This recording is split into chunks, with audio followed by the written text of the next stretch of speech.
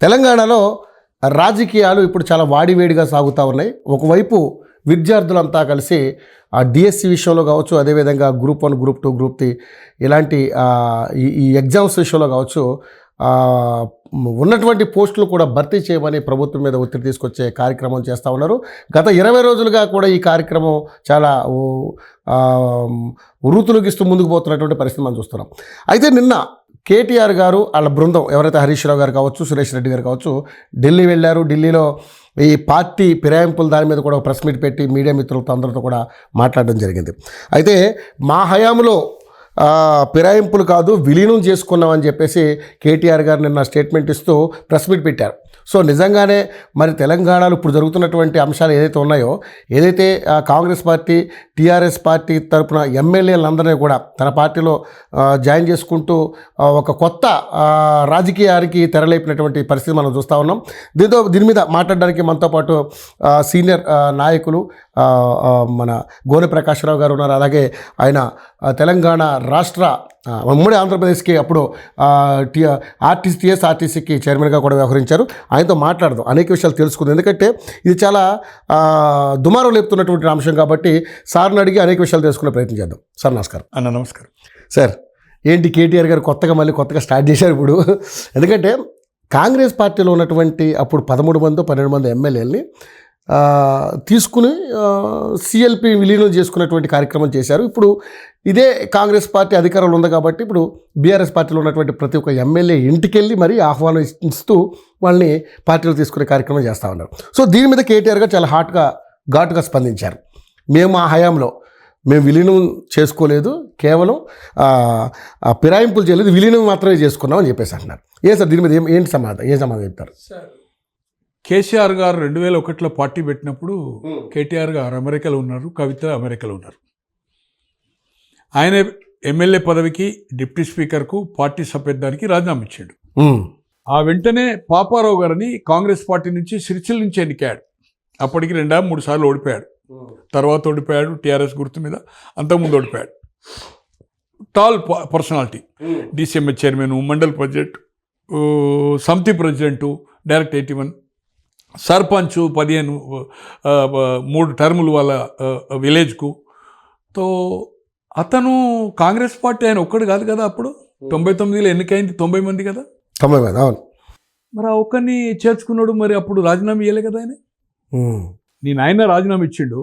నువ్వు అమెరికాలో ఉన్నావు, ఒకే ఎమ్మెల్యే నీ తండ్రితో వచ్చాడు, ఓన్లీ 1 ఎమ్మెల్యే. అప్పటి వరకు 6 నెలలు ఊరించాడు. ఇగో చూడు, అగజూడు, 30 మంది 40 మంది 50 మంది ఎమ్మెల్యేలు మొత్తము హైదరాబాద్ కార్పొరేషన్ కైవసం చేసుకుంటాము అని చివరకు పార్టీ పెడితే వచ్చింది ఒకే ఒక్కడు, లింగం లిట్టుకున్నట్టు. ఈయన రాజీనామా ఇచ్చిండు, ఆయన ఇయ్యలే. అంటే కాంగ్రెస్ అప్పటికే చట్టం వచ్చింది కదా, 85 రాజీవ్ గాంధీ తెచ్చిండు కదా, 1/3 2/3 వాజ్పేయి గారు చేసిండ్రు. అది మరి ఫిరాయింపు చట్టంలో తీసుకున్నట్ట, మీరు ఎవరిని తీసుకున్నట్టు? నరేంద్ర గారు కూడా 99లో టీడీపీ అలయన్స్గా ఎంపీగా ఒకటేసారి ఎన్నికయ్యాడు. ఆయన ఓన్లీ 1 టైం. మంత్రి కూడా అయ్యాడు అనుకోండి, కేంద్రంలో మంత్రి అయ్యాడు. యూపీఏ ప్రభుత్వంలో 2nd టైం మళ్ళీ ఎలక్ట్ అయ్యాడు అలయన్స్లో. బట్ 99 ఫస్ట్ టైం ఎలక్ట్ అయ్యాడు టీడీపీ అలయన్స్, రెండోసారి కాంగ్రెస్ అలయన్స్ టీఆర్ఎస్తో పొత్తులో భాగంగా సిపిఐ. తో అతను కూడా పార్టీ పెట్టి అతను రవీంద్రనాథ్ రెడ్డి గారని 3 సార్లు ఎమ్మెల్యే అయ్యాడు అలంపూర్. ఇప్పుడు రిజర్వ్ అయిపోయింది 2009లో. మరి ఆ ఇద్దరు కూడా రాజీనామా ఇవ్వలేదే బీజేపీ పార్టీకి, ఈయన శాసనసభ్యుని కానీ ఎందుకు ఇవ్వలే? అంటే నువ్వు పార్టీ మారిన వాళ్ళను చట్టానికి వ్యతిరేకంగా, రాజ్యాంగానికి వ్యతిరేకంగా ఉన్న వాళ్ళనే తీసుకొని పార్టీ పెట్టినావు కదా, అది మర్చిపోతే ఎట్లా? ఈరోజు 67 సంఘటన చెప్తున్నాడు, 1967. మరి అప్పుడు పార్టీ మార్పిడి లేదయ్యా. అప్పటికే ఉభయ కమ్యూనిస్టులు విడిపోయినాయి. 77లో మొరార్జీ దేశాయిని దించేసి చరణ్ సింగ్ ప్రధాని అయ్యాడు. తర్వాత చంద్రశేఖర్ గారిని 89లో 89లో విపి సింగ్ గారిని దించేసి చంద్రశేఖర్ గారు అయ్యారు. ఇట్లా పలు పార్టీలు, కొన్ని 100 పార్టీలు, చరణ్ సింగ్ లాంటి వాడు కాంగ్రెస్ పార్టీలో ఉండి బయటకు వచ్చిండు, గౌతులచ్చన్నలు అంటే ఉన్నోళ్ళు బయటకు వచ్చిండ్రు, ఉభయ కమ్యూనిస్టులు విడిపోయినాయి. అప్పుడు ఈ పార్టీ మార్పుడు బిల్లు లేదు, చట్టం లేదు. నువ్వేదో 1967 కాంగ్రెస్ మొదటిసారికి తెచ్చింది, ఓ గయారాముని తెచ్చింది, ఒరి నీ అమ్మ ఏది కొండను దవ్వి ఎలుకని తెచ్చినట్టుగా నువ్వు చిట్టెలుకని తెచ్చినట్టుగా నువ్వేదో పిట్టకథ చెప్తున్నావు ఇంగ్లీష్లో. నీకు ఒక్కనికి ఇంగ్లీష్ వస్తుంది, ఇంకోరికి రాదా? సిగ్గు లజ్జ లేదు నీకు ఏదైతుందో. 2000 కోట్లు నువ్వు పార్టీ పెట్టినావు, రైట్, ఓకే. వాళ్ళు రాజీనామా ఇవ్వలేదు. 2004లో నువ్వు ఎన్నికైండు, 26 మంది అయిండు. 26 మందిలో ఏమంటాడు? అప్పుడు కాంగ్రెస్ మమ్మల్ని చీల్చిందో అంటున్నాడు, మమ్మల్ని ఇబ్బంది పెట్టిందో అంటుండు. ఒక అప్లికేషన్ చూపోయా, 2004లో 26 మంది ఎన్నికైతే 10 మంది మీతో డిఫర్ అయ్యారు. 10 మెంబర్స్ ఎమ్మెల్యేస్ డిఫర్ అయ్యారు. డిఫర్ అయ్యి వాళ్ళు ఏం చేసిండ్రు? కౌన్సిల్ 85లో రద్దయింది, లెజిస్లేటివ్ కౌన్సిల్ రామారావు గారు రద్దు చేసిండ్రు. ఎప్పుడు రివైవ్ అయింది? 2007లో రివైవ్ అయింది, 15-22 సంవత్సరాల తర్వాత. అప్పుడు 90 అసెంబ్లీ స్థానాలకు ఎమ్మెల్సీలకు 90 ఎన్నికలు జరిగినాయి.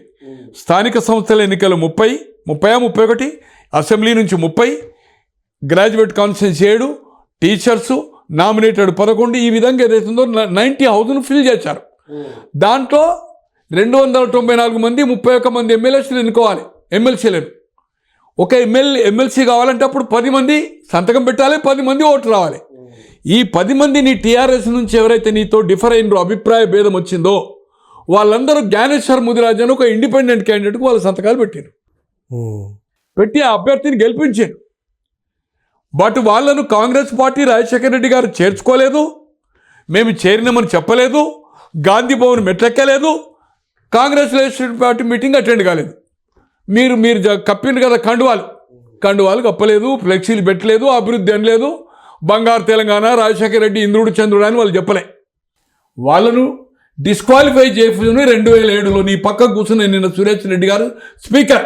అవును, ఆయనకు మీరు అప్లికేషన్ ఇచ్చిండు. మీ నాయన అంటే మీ శాసనసభ పక్షము, దానిలో హరీష్ రావు కావచ్చు, విజయరామరావు కావచ్చు, రాజేందర్ కావచ్చు, ఇంకెవరు వగైరా. అప్పుడు డిస్క్వాలిఫై చేయడానికి ఏదైతుందో ఇచ్చినప్పుడు హియరింగ్ స్టార్ట్ చేసిండు స్పీకర్గా. ఏది కోర్టులో మనం పెడితే ఎట్లయితే చేస్తారో దాదాపు 18 సార్లు పిలిచిండు. 36వ రోజు స్టార్ట్ చేసిండు హియరింగ్. వీళ్ళ అడ్వకేట్ రామకృష్ణారెడ్డి గారని అడ్వకేట్ జనరల్ అయ్యాడు టీఆర్ఎస్ పీరియడ్లో. జంధ్యాల శంకర్ అని వీళ్ళ తరఫున, ఎవరి తరఫున? ఈ రెబల్స్ తరఫున ఆర్గ్యుమెంట్స్ నడిచినాయి. వీళ్ళు పోస్ట్పోన్ అడిగారు, రామకృష్ణారెడ్డి గారిని మీరు కావాలంటే తీసుకోండి, జంధ్యాల శంకర్ గారు తీసుకోండి. చివరికి ఏదైతుందో ఒక సందర్భంలో డిస్క్వాలిఫై చేయడానికి నిర్ణయించుకున్నాడు. కొందరు తెలిసిండు, ఒక 4-5 వచ్చి రాజీనామా ఇచ్చి 4-5 డిస్క్వాలిఫై అయ్యారు. అనర్హత వేటు పడ్డది. అది ఎన్నికల ముందు, almost all schedule 2 months before. But ఎక్కడ చేరింది అప్పుడు? ఎప్పుడు చేర్చుకున్నారు చెప్పండి? ఎక్కడైనా ఒక్క స్టేట్మెంట్ వాళ్ళు గాంధీ భవన్ మెట్లెక్కినా, CLP Congress legislative party meeting attend అయినరా, ఎక్కడైనా మేము కాంగ్రెస్లో వెలిచిన అభివృద్ధి కోరిని కండు వేసుకున్నారా? దానికి దీనికి పోలిక ఎక్కడిది? Right, okay.